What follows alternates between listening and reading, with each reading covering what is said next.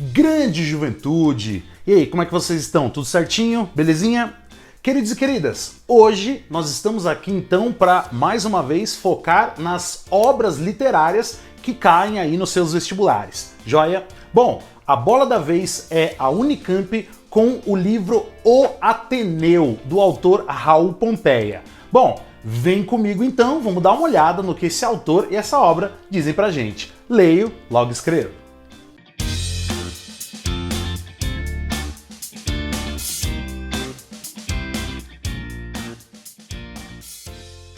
Então, para começar, você já vai anotar aí o seguinte, tá? Esse livro foi publicado no ano de 1888, então é uma data fácil de lembrar, hein? Tá? Eu tô falando aqui então de finalzinho do século XIX, tá? E aí já vem um ponto bem importante. Esse livro, do autor Raul Pompeia, faz parte do realismo brasileiro, tá? Então, realismo é a escola literária desse livro. Porém, a gente tem um ponto importante aqui, tá? Ó, por definição, é um livro realista. Então ele faz parte do realismo, daqui a pouco eu vou falar dessa escola literária rapidão, tá? Mas você também tem que entender, tem que saber pensar que esse livro, apesar de ser tecnicamente realista, ele também tem características de um momento aí, né, digamos uma vertente, tá? Um braço do realismo, que é o naturalismo. E aí, a gente tem que lembrar que o realismo foi uma escola literária que surgiu, pessoal, na Europa, depois veio para o Brasil com força total, tá? E o realismo foi uma escola literária antirromântica.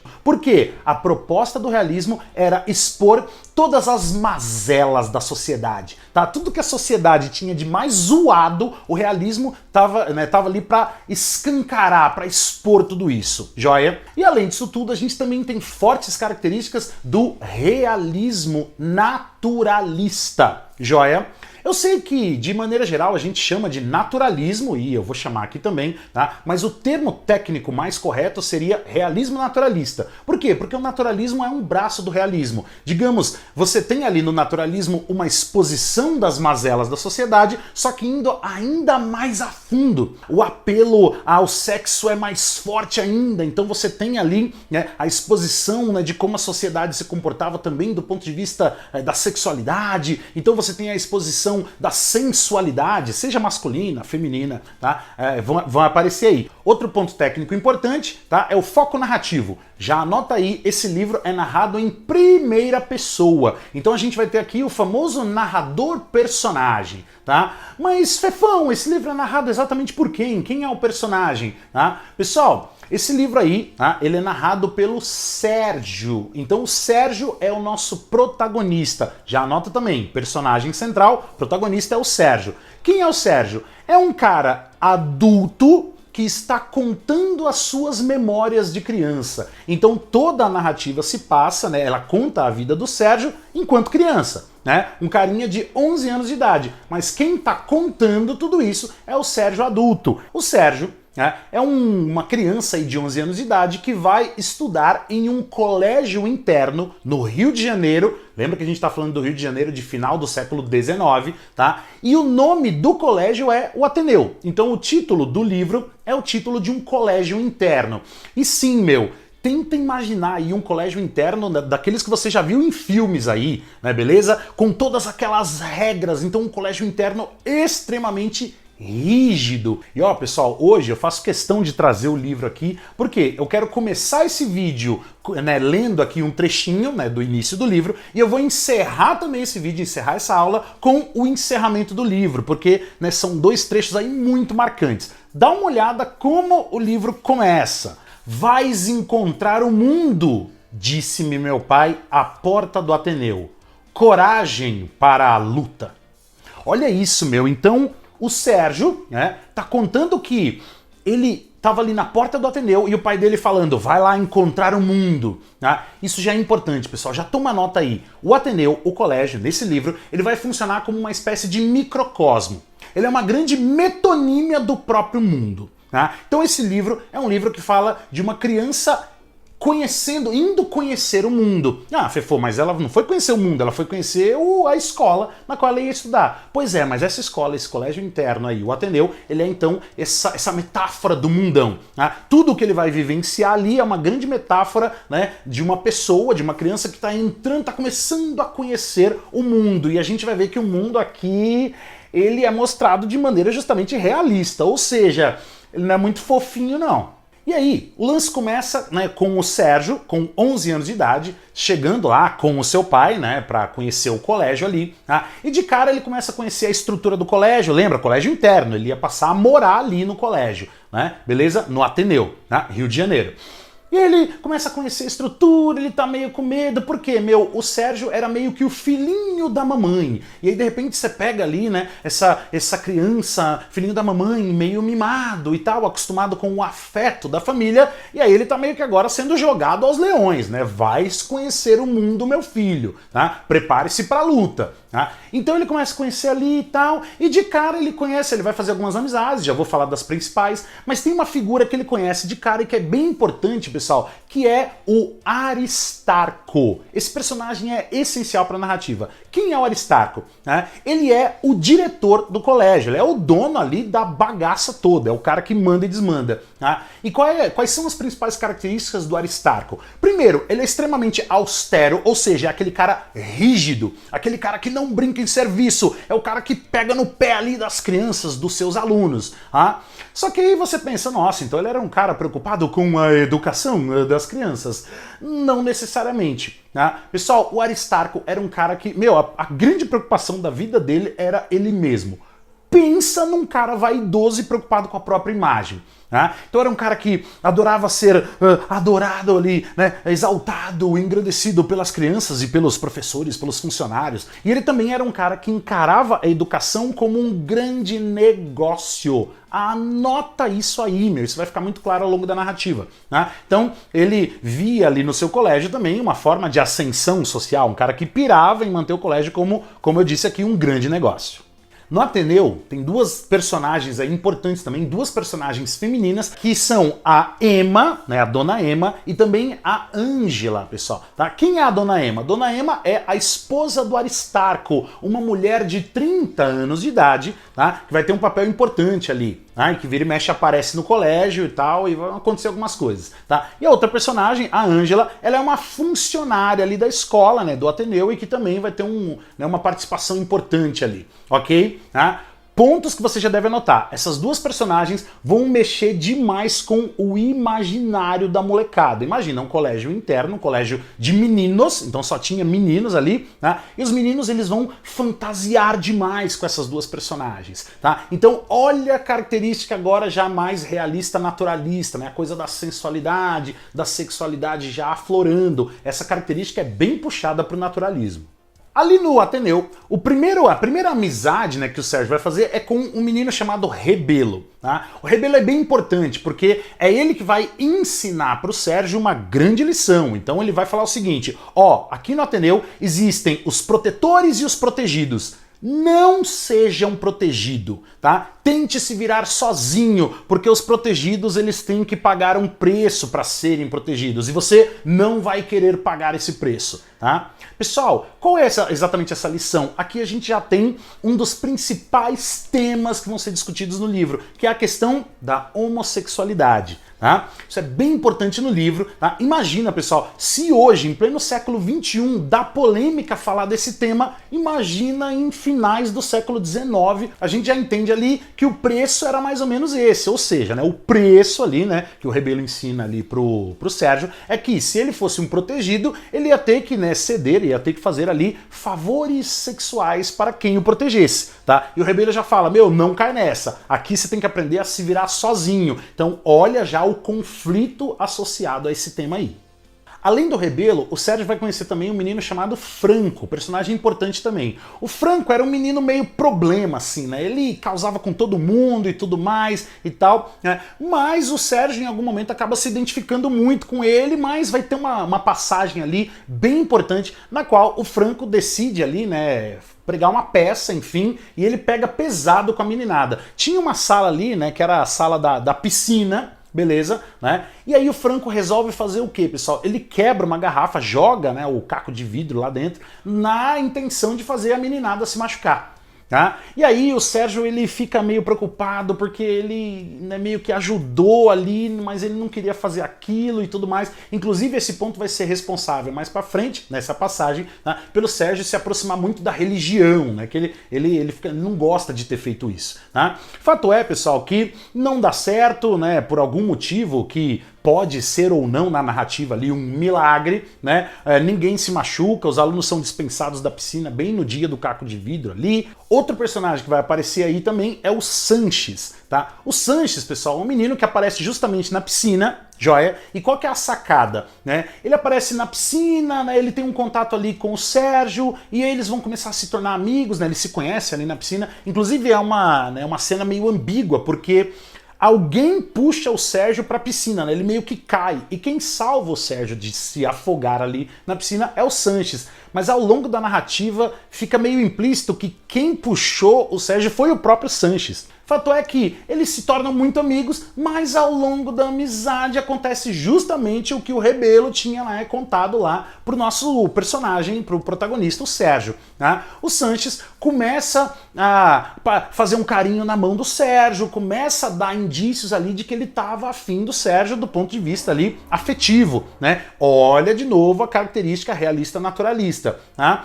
O sentimento que o Sérgio nutre no primeiro momento é repulsa. Isso fica bem claro na narrativa. E aí ele se afasta então, né, do Sanches, fala, não quero isso, não quero ser um protegido, né, eu quero ser forte, quero lidar aqui no colégio, no Ateneu, pelas minhas próprias forças aí, tá? Então ele se afasta aí do Sanches. Num dado momento, lembra da Ângela, personagem feminina, a funcionária do Ateneu?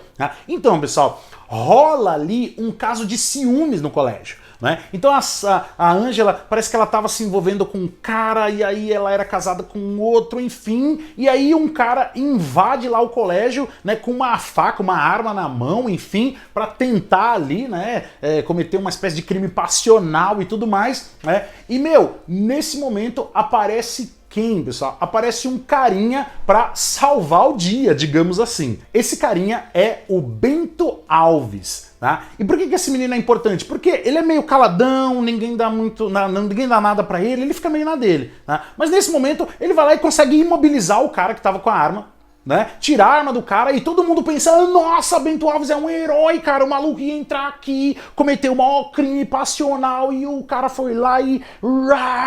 né? É a empolgação do momento. E aí ele é tido como um herói ali, né? E aí o Sérgio vai se aproximar do Bento Alves. Inclusive, o Bento Alves trabalhava numa biblioteca ali, na biblioteca do colégio, né? E aí eles vão se aproximar e vão se tornar muito amigos e tudo mais, né? E nessa amizade, o Sérgio, ele começa a ceder um pouco às investidas afetivas que o Bento Alves vai fazer também, né? Lembra lá, protetores e protegidos, né? A dinâmica do colégio, né? E aí o Sérgio começa a ceder e eles não vão ter exatamente uma relação, né, ali do ponto de vista físico, mas sentimentalmente o Sérgio ele vai cedendo, ele vai exercendo esse papel de protegido e tudo mais ali com o Bento Alves. Fato é que vai ter uma treta depois, né? Porque o Sanches ele fica com um grande ciúmes, né, da relação do Sérgio com o Bento Alves e arruma uma treta, um briga com o outro, aí tem uma tentativa de expulsão, né, por parte do diretor lá, o Aristarco e tudo mais,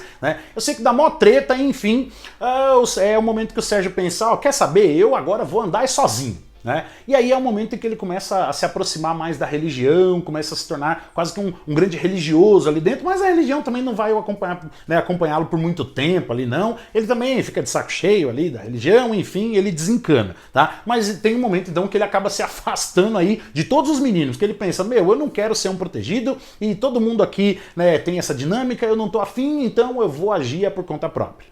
Pessoal, antes de te apresentar mais um personagem que é bem importante, tá? Eu tenho que te falar do episódio da goiabada. Você sabe muito bem, a goiabada ela é feita de uva, maçã, pera, não, né? Goiaba, certo ou não? Tá? E aí, pessoal, tinha ali, né, uma goiabada que era servida para as crianças ali no Ateneu. Né? Só que num dado momento as crianças elas começaram a perceber que a goiabada estava com um gosto estranho, estava com um gosto de banana. Só que doce de banana era mais barato. Então a meninada entendeu que o Aristarco, o diretor do colégio, né, ele estava encarando tudo ali, tentando fazer o quê? Ele estava tentando economizar uma grana, subestimando a inteligência da meninada. E aí os meninos ali do colégio, eles armam um motim, uma revolução contra o colégio, cara. Olha isso, contra o Aristarco.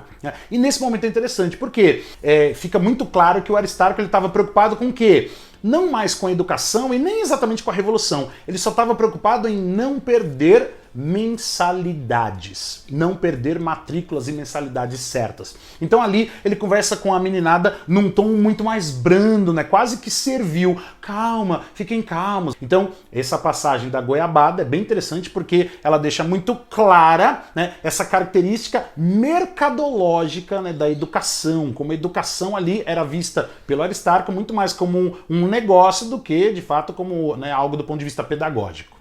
Finalizando aqui, né, aparece também um personagem bem interessante, né, mais um garoto que vai se tornar amigo ali do Sérgio, tá, que é o Egbert, beleza? Quem é o Egbert, pessoal? Esse Egbert aí é um menino, né, que ele tinha origem inglesa, beleza? Tá? E eles vão se tornar muito amigos ali e tal, e mais uma vez acontece a aproximação afetiva, né? Eles começam a gostar um do outro, e esse é o momento em que o Sérgio mais vai ceder ao sentimento, né, de estar gostando ali de um dos seus amigos. E tudo nos leva a crer que eles vão ali, né, ter algum contato mais íntimo. Só que aí acontece algo surpreendente. Acontece que o Sérgio, ele fica doente, tá? E nisso que ele fica doente, os pais dele tinham viajado para a Europa, eles tinham ido para o estrangeiro, né? E tinham deixado o Sérgio aos cuidados do Ateneu, da escola, né? Então ele fica doente ali, ele não pode voltar para casa, porque os pais dele não estão mais no Brasil, tá? E aí o que acontece, pessoal? Tá? Quem passa a cuidar do Sérgio? Meu, esse é um ponto muito naturalista do livro, porque quem começa a cuidar do Sérgio é a Dona Ema, uma mulher de 30 anos de idade, a esposa do Aristarco, né? E aí ela começa a cuidar dele ali na escola, e o Sérgio começa a nutrir sentimentos, né? Começa a fantasiar com a Dona Ema, e ele esquece o Egbert, né? Ele vai entendendo cada vez mais que o Egbert, né, faz parte do passado dele, né? E ele começa a fantasiar com essa mulher adulta, olha essa relação, né, que tenso. E aí, pessoal, tem um belo dia que ele tá ali, ele já, né, desencanou do Egbert, vaza, né, porque o meu pensamento tá agora com a Dona Ema, né? E a Dona Ema tá cuidando dele ali e tal. Eles começam a perceber que o Ateneu tava pegando fogo, véio. A escola tava pegando fogo, um incêndio rolando. E aí aquela correria, todo mundo sai, a Dona Ema sai, enfim. Aí a gente chega na cena final, né, do livro. O livro acaba de que forma, pessoal? Um incêndio detona a escola, ninguém morre efetivamente, né, mas acontece algo aí que vai ficar meio que na ambiguidade, né, vai ficar no pensamento, na interpretação. Por quê? A cena final qual é? O Aristarco, o diretor do colégio ali de fora, olhando, tentando manter a finesse, manter a calma. Lembra, o cara vaidoso, mas por dentro chorando, porque ele estava vendo o patrimônio dele ali pegando fogo literalmente, né? E aí o que acontece? A Dona Ema, ela desaparece, ela some no incêndio. Então será que ela morreu? Será que ela aproveitou para fugir daquela vida? Sei lá, ela desaparece.